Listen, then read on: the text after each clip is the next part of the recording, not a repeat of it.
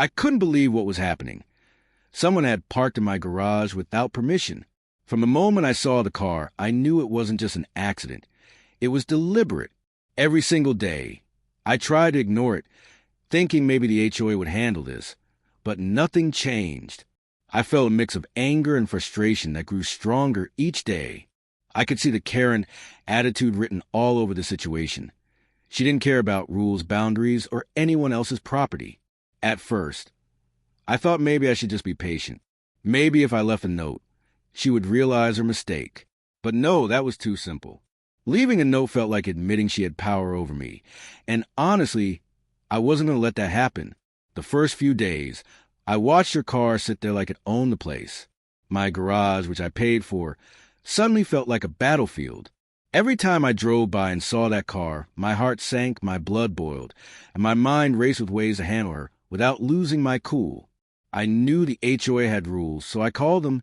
I explained the situation, calmly at first, and then not so calmly after they tried to tell me it wasn't urgent. Can you believe that? Someone is parking in my garage, which I pay for, and they think it's not urgent.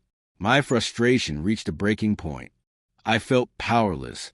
And that's one of the worst feelings, especially when someone is blatantly disrespecting you. I decided I couldn't wait for anyone else to fix this. It was up to me. I started documenting everything. Photos, videos, dates, times, everything. I wanted to make sure that when action was taken, there was no question who was right and who was wrong. But even while collecting proof, I felt my patience draining. It was like a storm brewing inside me. I knew I had to do something, and I couldn't let fear or hesitation win. Then the idea hit me. What if I could turn the situation around? What if instead of letting her disrespect continue, I could take control of the situation in a way that shocked her? My mind raced with possibilities. Of course, I had to stay within the law, but there were ways to handle this that would leave her stunned and make a statement. The thought made me feel a spark of excitement, like the first time you realize you have the upper hand. I researched everything about the HOA rules, the law, and parking violations. I discovered that in some cases, if a vehicle is left on private property without permission for a certain period, it can legally be removed or auctioned. My heart skipped a beat. Could I really do that? The idea of selling her car at auction felt extreme, but honestly, it was the kind of bold move that would teach her a lesson she wouldn't forget. Every day, I imagined her reaction. Would she scream, cry, complain to the HOA? Part of me laughed at the thought, imagining her shocked face when she realized her car was gone. But another part of me felt guilty. I'm not a bad person, right? I just wanted to reclaim my space and show her that boundaries are not negotiable. I knew timing was everything. I waited until all the legal requirements were satisfied. I documented her ignoring notices, her lack of response, and the blatant disrespect. It felt like building a case against someone who thought they were untouchable. Every piece of evidence added fuel to my determination. I couldn't just let this slide. When the day came to take action, I felt a rush of adrenaline. I called the towing company that handled auctions, explained the situation, and scheduled a removal. Watching them tow her car away was surreal. Part of me expected someone to yell, to stop it, to make a scene, but no one did. It was like the universe had finally tilted in my favor. After the car was gone, I felt a strange mix of relief and satisfaction. Relief because my garage was finally mine again, and satisfaction because justice had been served. It wasn't about revenge anymore. It was about respect. She had ignored rules, disregarded boundaries, and now there were consequences. I realized that sometimes taking bold action is necessary to reclaim your peace and protect what's yours. People started talking about it in the neighborhood.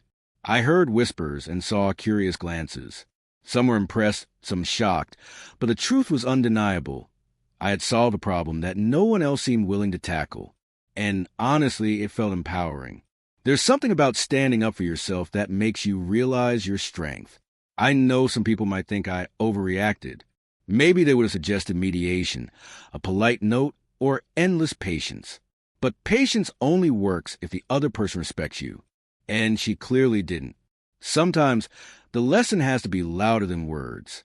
Sometimes action speaks louder than logic or negotiation. After that experience, I felt more confident, more aware of my rights, and more capable of handling conflicts. I realized that letting frustration fester doesn't help. Taking responsible, decisive action does. I also learned the importance of documentation, knowing the rules, and staying calm under pressure. If there's one thing I want you to take away from this story, it's that standing up for yourself isn't mean, it's necessary. Respect isn't given freely, it's earned. And when someone tries to take advantage of your kindness or ignorance, it's okay to act. You don't have to be aggressive or cruel, but you do have to be firm, informed, and ready to reclaim your space. So, if you ever find yourself in a situation like this, remember my story. Document everything, know your rights, and don't let anyone trample over you. And sometimes, taking bold action, not reckless but calculated, can completely change the game. The day after a car was auctioned, the neighborhood was buzzing. I could feel the whispers even before stepping outside. People I barely knew stopped me in the driveway, asking if it was true.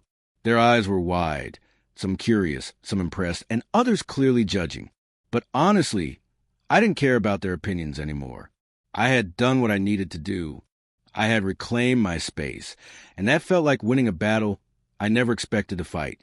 Then came the HOA. They called me the next morning, their tone cautious, almost hesitant. I could tell they hadn't expected me to act so decisively. The HOA representative asked me to explain everything from beginning. I walked them through my documentation, the ignored notices, the repeated violations, and the clear disrespect of boundaries. I could hear the silence on the other end of the line as they realized I had done everything legally and responsibly. But the best part was yet to come. The Karen herself called me. Her voice was sharp, dripping with anger, disbelief, and confusion. I could almost picture her pacing, fuming, trying to make sense of the situation. She demanded to know how her car ended up in an auction, who gave permission, and why no one stopped it. I stayed calm, collected, and let her frustration fill the room. Every word she spoke only reminded me of why I had done this. I explained the situation again, slowly and clearly, pointing out the warnings she had ignored and the rules she had broken. I could hear her gasping, trying to find a comeback, but the truth was undeniable. Her silence said more than any argument could. I didn't gloat, I didn't taunt. I simply reminded her that boundaries are not negotiable. And in that moment, I realized something important. Standing firm with clarity is more powerful than any anger-fueled confrontation. The HOA followed up with me the next day. They apologized for not acting sooner and admitted that my approach forced them to enforce the rules properly. They said my documentation was impeccable, and it left them no choice but to back my side. That felt incredible. I had turned a frustrating situation into a lesson, not only for Karen, but for the HOA as well. I had become the example of how to handle difficult situations effectively. People in the neighborhood started talking more. Some whispered behind doors.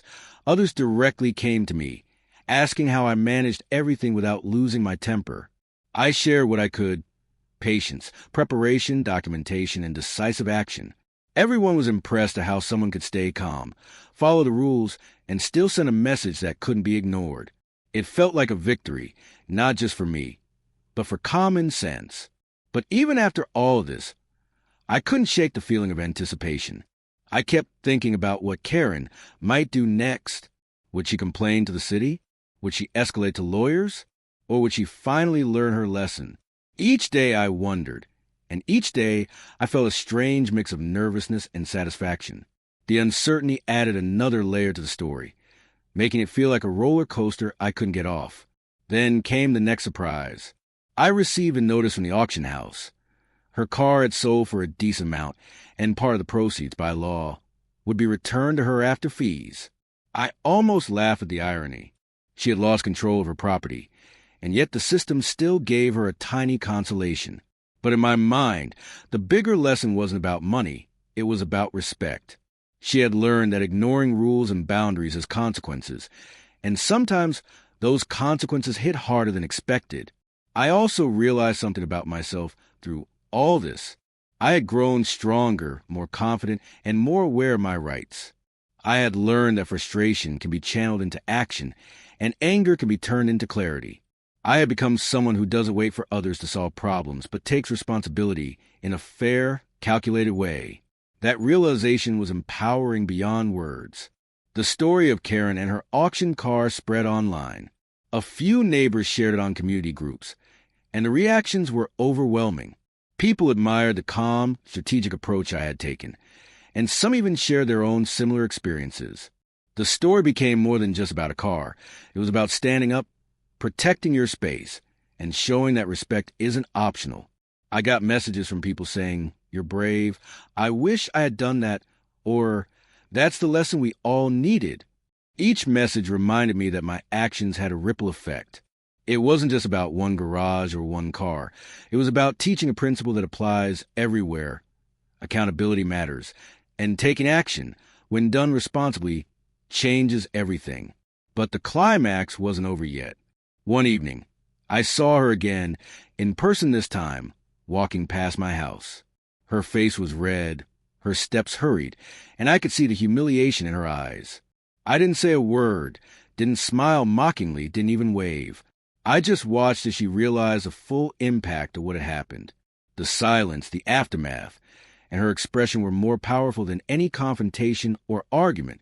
I realized then that sometimes the most effective message is not words, it's results.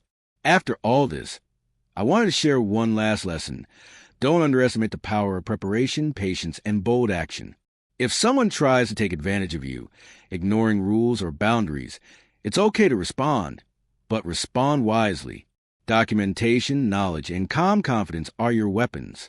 And sometimes, taking action that seems extreme is the only way to make people understand the importance of respect. Looking back, I felt proud. Not because I wanted revenge, not because I wanted to humiliate anyone, but because I had reclaimed my space, enforced fairness, and showed that rules exist for a reason. It's empowering to see that standing up doesn't make you mean. It makes you strong, informed, and respected. And if you ever find yourself in a situation like this, remember my story. Don't panic. Don't react impulsively. And don't wait endlessly for others to fix the problem. Gather your evidence, know your rights, and take action in a responsible way. That's how you protect yourself and your property while sending a clear message. Disrespect will not be tolerated. The experience with Karen and the HOA wasn't just about a car. It was about learning to navigate conflict, to take control of a situation, and to stay calm under pressure. It taught me that respect and boundaries matter, and when someone tries to cross the line, decisive, informed action can turn frustration into empowerment.